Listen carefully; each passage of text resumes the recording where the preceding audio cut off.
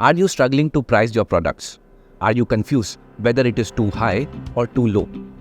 Do you find yourself asking if there is a magic formula to determine the right price for your product or service? Hi, I am Ankur Sharma, Director of Brandshark, a creative marketing agency I am running for the past 7 years. Today, we are delving into an essential topic for all entrepreneurs: how to effectively price your product or service. A process that can sometimes feel like steering through a complex maze. Pricing is like walking a tightrope. Too high, you risk losing potential customers. Too low, your product may seem inferior, or worse, plunge your business into losses. Let's explore why it's such a difficult task to nail down the ideal price. First up is cost consideration. Every entrepreneur needs to factor in the cost associated with their product or service. It's not just the material or production costs, but also indirect costs like shipping, taxes, and even the time you invest.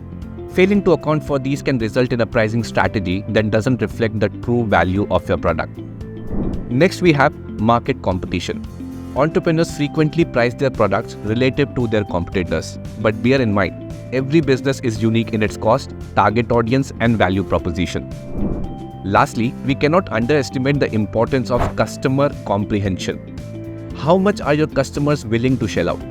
How do they perceive value of your product or service? Misjudging these aspects can derail your pricing strategy.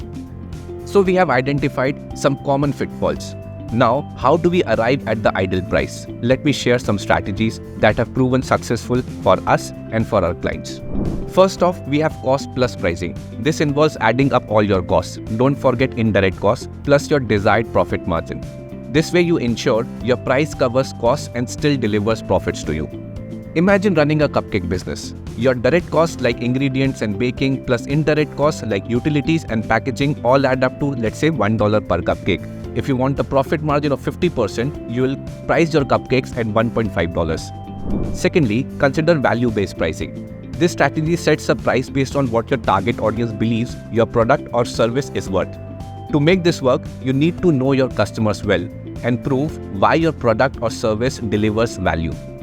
Take a luxury watch brand for instance. The raw materials and production might only cost $200 per watch, but if your customers perceive the craftsmanship, design, and brand prestige to be worth $2,000, that's your value-based price.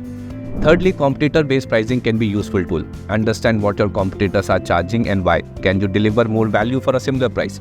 Or perhaps offer more competitive product or lesser price. For example, if you are a SaaS company and your competitors are charging $100 per month for a similar service but with fewer features, you might decide to price your service at the same $100 per month but emphasize the additional features your customers receive.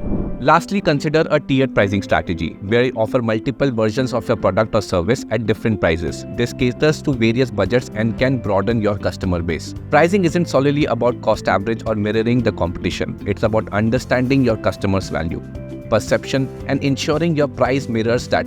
Ultimately, the right price isn't the one that maximizes profitability but also resonates with your customer. Thank you for joining me today. Remember, pricing is a journey. Be adaptable, keep exploring, and above all, continue to grow. Until next time.